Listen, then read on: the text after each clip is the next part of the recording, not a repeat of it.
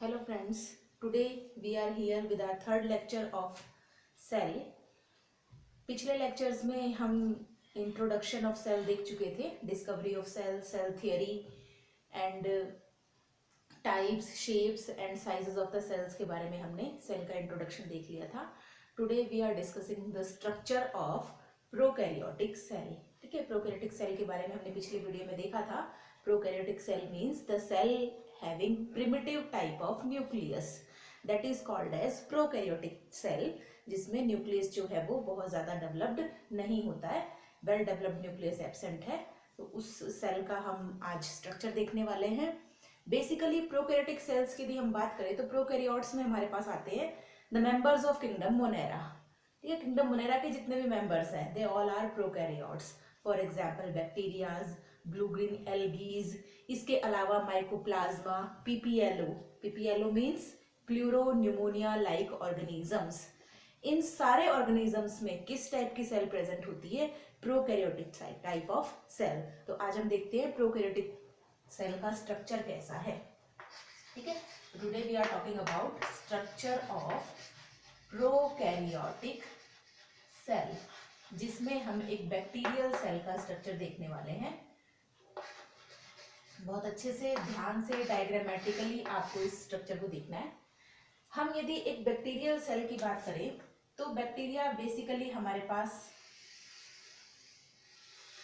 Oval shaped structure, इस तरह से बैक्टीरिया हमें देखने को मिलता है. The outer membrane of bacteria is called as plasma membrane. ठीक है, जो सबसे बाहर की मेम्ब्रेन है उसको हम कहते हैं प्लाज्मा मेम्ब्रेन. बैक्टीरियल सेल में प्लाज्मा मेम्ब्रेन के बाहर की साइड भी एक और मेम्ब्रेन प्रेजेंट होती है. This membrane is called as cell wall. Plasma membrane के बाहर जो मेम्ब्रेन है it is called as cell wall. And this cell wall is made up of a substance called as peptidoglycan. ठीक है, basically eukaryotes की यदि हम बात करें तो यूकैरियोट्स में सेल वॉल सेलुलोज की बनी हुई होती है. प्लांट सेल की यदि हम बात करते हैं तो प्लांट सेल में सेलुलोज की बनी हुई सेल वॉल प्रेजेंट होती है. But in bacteria cell the cell wall is made up of peptidoglycan.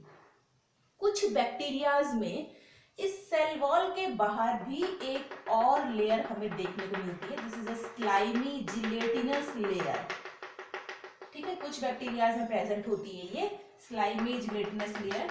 ये पूरा all over the body present है. This layer is called as glycocalyx. This is glycocalyx. इस लेयर का फंक्शन क्या है? Basically जो स्लाइम में जिलेटिनस ग्लाइकोकैलिक्स प्रेजेंट है ये बैक्टीरिया को ड्राइंग से बचाती है ना, बैक्टीरिया की आउटर मोस्ट लेयर को ड्राई होने से बचाती है. इसके साथ ही ये बैक्टीरिया को डेसिकेशन से भी बचाती है. ठीक है, तो ये कुछ बैक्टीरियाज में प्रेजेंट हो सकती है. इसके बाद हम बात करते हैं प्लाज्मा मेम्ब्रेन जो बैक्टीरिया की है. इस प्लाज्मा मेम्ब्रेन के इनर साइड में कुछ इनफोल्डिंग्स प्रेजेंट होते हैं.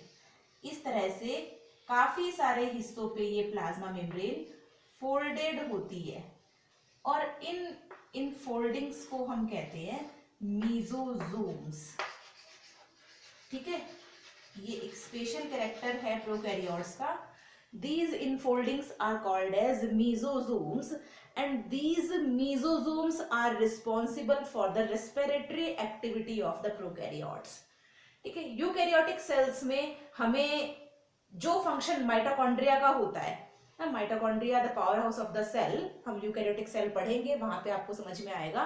तो जो फंक्शन यूकैरियोट्स में माइटोकॉन्ड्रिया का होता है रेस्पिरेटरी एंजाइम्स प्रोड्यूस करना और रेस्पिरेशन की प्रोसेस में हेल्प करना, एनर्जी फॉर्मेशन की प्रोसेस में हेल्प करना, वही फंक्शन प्रोकैरियोट्स में मीजोसोम्स का होता है. तो मीजोसोम्स का फंक्शन क्या है? It performs the function of respiration. ठीक है, यहां पर जो इनर साइड में एक जेल लाइक सब्सटेंस भरा हुआ है that is called as cytoplasm. ठीक है, साइटोप्लाज्म में कोई भी सेल ऑर्गेनल प्रेजेंट नहीं होते हैं, membrane bound cell organelles are absent here. लेकिन जो जेनेटिक मटेरियल होता है ना, क्योंकि प्रोकैरियोटिक सेल है तो न्यूक्लियस नहीं है यहाँ पर, developed membrane bound nucleus absent है, तो यहाँ जो जेनेटिक मटेरियल है, this genetic material is present inside the cytoplasm. तो यहाँ साइटोप्लाज्म में ही हमें सर्कुलर डीएनए के फॉर्म में जेनेटिक मटेरियल यहाँ पे देखने को मिलता है। तो this is the genetic material और सर्कुलर डीएनए। ठीक है, ध्यान से देखते जाएंगे आप, यहाँ पे स्ट्रक्चर थोड़ा कॉम्प्लिकेटेड होता चला जा रहा है, तो आपको बहुत अच्छे से लेबलिंग को ध्यान में रखना है। तो this circular genetic material is called as circular DNA. ये बेसिकली मीजोजोम से अटैच्ड हमें देखने को मिलता है। क्यों? क्योंकि जब सेल में डिवीजन होने वाला होता है तो सेल डिवीजन में भी मीजोजोम्स हेल्प करते हैं। तो बेसिकली ये जो सर्कुलर डीएनए है ये हमें मीजोजोम से अटैच देखने को मिल सकता है। इसके साथ ही कुछ बैक्टीरियाज में उनकी बॉडी पे हमें इस तरह के फिंगर लाइक प्रोजेक्शंस देखने को मिलते हैं। These finger like projections are called as fimbriae. ठीक है, इन फिंगर लाइक प्रोजेक्शंस को हम कहते हैं fimbriae, and these projections help in the adhesion ना, सबस्ट्रेटम से चिपकने में हेल्प करते हैं। बैक्टीरिया जहां रहता है तो बैक्टीरिया किसी सबस्ट्रेट से चिपका हुआ हमें मिल सकता है। तो जिन बैक्टीरियाज में ये फिम्ब्रीज प्रेजेंट होते हैं, इन फिम्ब्रीज का फंक्शन क्या होता है? सबस्ट्रेटम से उस बैक्टीरिया को अटैच करना। That's why these are responsible for the adhesion of bacteria to the substratum. Clear? इसके बाद हम देखते हैं कुछ बैक्टीरियल सेल्स जो होती है, यहाँ पे सेल ऑर्गेनल्स के नाम पे एक ही सेल ऑर्गेनल प्रेजेंट है, only the ribosomes are there. ठीक है, बाकी सारे जो मेम्ब्रेन बाउंड सेल ऑर्गेनल्स हैं, जो यूकैरियोटिक सेल्स में हम देखेंगे, वो यहाँ पर एब्सेंट होते हैं। Only the ribosomes are present and these ribosomes are of 70S types. Two types of ribosomes are there, 70S and 80S. In prokaryotes, 70S ribosomes are present, and in eukaryotes, 80S ribosomes are present. S is the Svedberg unit. ठीक है, इनके बारे में हम ribosomes को जब हम individually पढ़ेंगे तो वहां पे हम इसे डिटेल देखने वाले हैं। तो यहाँ सिर्फ आप इतना ध्यान रखेंगे, 70S type of ribosomes are present in the prokaryotes. इसके बाद हम देखते हैं कुछ बैक्टीरियाज में इस सर्कुलर डीएनए के अलावा भी हमें एक और जेनेटिक मटेरियल देखने को मिलता है, and this genetic material is called as plasmid. ठीक है, ये सारे बैक्टीरियाज में नहीं होता है, कुछ बैक्टीरियाज में ना, कहीं किसी में हो सकता है, किसी में नहीं होता है। तो जिन बैक्टीरियाज में हमें सर्कुलर डीएनए के अलावा एक और जेनेटिक मटेरियल देखने को मिलता है, that genetic material is called as plasmid. और जिन बैक्टीरियाज में प्लाज्मिड प्रेजेंट होता है, ठीक है, मैं यहां लिख रही हूं, जिन बैक्टीरियाज में प्लाज्मिड प्रेजेंट है, plasmid present, these bacterias are called as positive strain bacteria. Yeah, this is the positive strain of bacteria. ठीक है, जिनमें प्लाज्मिड प्रेजेंट है, और जिनमें प्लाज्मिड एब्सेंट है, plasmid is absent, these are the negative strain of bacteria. Clear? इस चीज को आप अच्छे से ध्यान रखेंगे क्योंकि इसको हम और थोड़ा सा डिटेल देखने वाले हैं। अभी मैं इसको बोर्ड पे से इरेज करने वाली हूं। तो यहां पर आप देखेंगे जिनमें प्लाज्मिड प्रेजेंट है, this is the positive strain of bacteria, और it is also called as donor strain. And जिसमें प्लाज्मिड एब्सेंट है, that is called as negative strain of bacteria, और it is also called as recipient strain.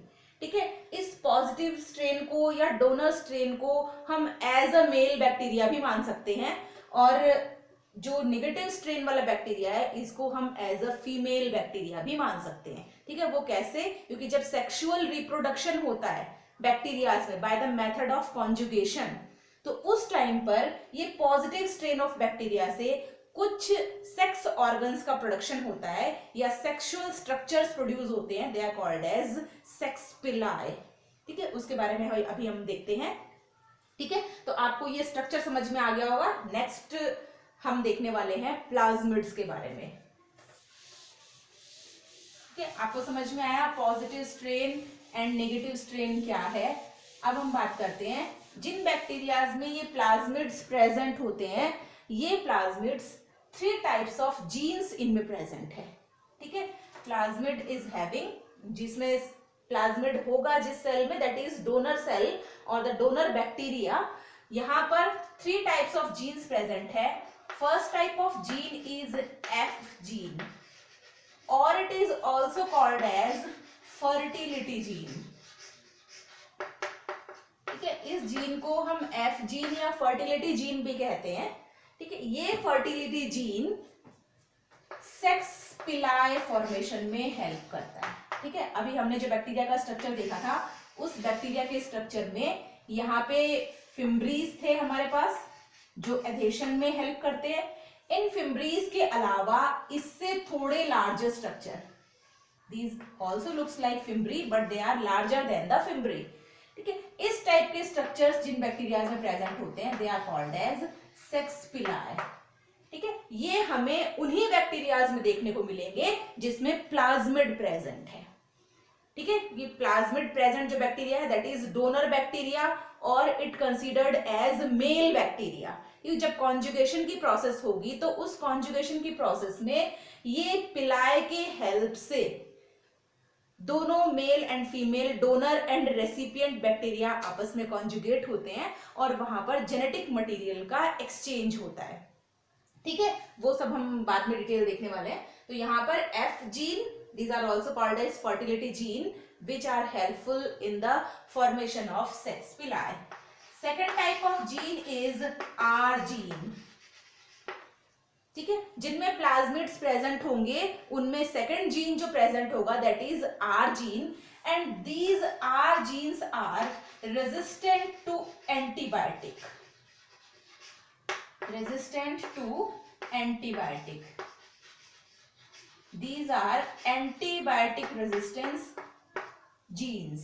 ठीक है, it means इनकी वजह से इन bacterias पे एंटीबायोटिक्स का कोई असर नहीं होता, they are antibiotic resistant.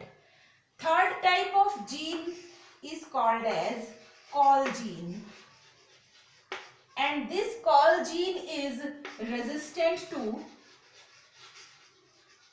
Call gene is resistant to colicin chemical. ठीक है, colicin is a chemical which is secreted by E coli bacteria. Colicin क्या है? एक केमिकल है जो ई कोलाई बैक्टीरिया सिक्रीट करता है, and this col gene is resistant to the colicin chemical. Clear? तो ये आपको समझ में आया बहुत अच्छे से। जिनमें प्लाज्मिड प्रेजेंट होगा उन बैक्टीरियाज में ये 3 टाइप्स ऑफ जीन्स प्रेजेंट होंगे, और तीनों जीन्स के फंक्शंस आपने देख लिए, तीनों जीन क्या क्या काम करते हैं। ये हमें fertility gene resistant to antibiotic and resistant to colicin chemical provide करते हैं। ठीक है, उस बैक्टीरिया को जिसमें प्लाज्मिड प्रेजेंट है। जिसमें प्लाज्मिड प्रेजेंट नहीं है उसमें ये जीन्स भी प्रेजेंट नहीं होते हैं। Clear? Nextly we are talking about the type of bacteria according to the gram staining process. ठीक है, बैक्टीरियाज के टाइप कौन कौन से होते हैं ग्राम स्टेनिंग की प्रोसेस के बेसिस पे। अब ग्राम स्टेन क्या है? ठीक है, ग्राम स्टेन ग्राम साइंटिस्ट का बनाया हुआ एक स्टेन है जो कि बैक्टीरियाज को स्टेनिंग करने के लिए हम यूज करते हैं। The bacterias which gives stain, the bacteria which gives stain, कौन सा stain? Gram stain. They are called as gram positive bacteria. Got it? जब हम स्टेनिंग करेंगे तो जो बैक्टीरिया ग्राम स्टेन को ऑक्यूपाई कर लेते हैं और उनका जो कलर हमें दिखाई देता है दैट इज वॉयलेट कलर। ठीक है, इन बैक्टीरियाज को हम कहते हैं ग्राम पॉजिटिव बैक्टीरिया, और जो विच डज नॉट गेट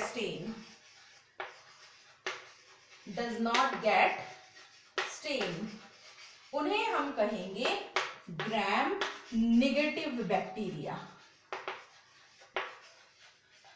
ठीक है, ये आपको समझ में आया। ग्राम positive bacteria, it means the bacteria which gives color with the gram stain, violet color, they are called as gram positive bacteria, and the bacteria which does not give color with the gram stain, they are called as gram negative bacteria।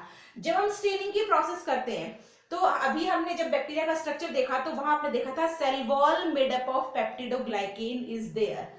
तो जब आप ग्राम stand के साथ bacteria को use करते हैं तो वहां पर पेप्टिडोग्लाइकेन ही वो लेयर है जो स्टेन को एक्सेप्ट करती है, या जिसमें स्टेन हमें देखने को मिलता है और वॉयलेट कलर का बैक्टीरिया हमें देखने को मिलता है।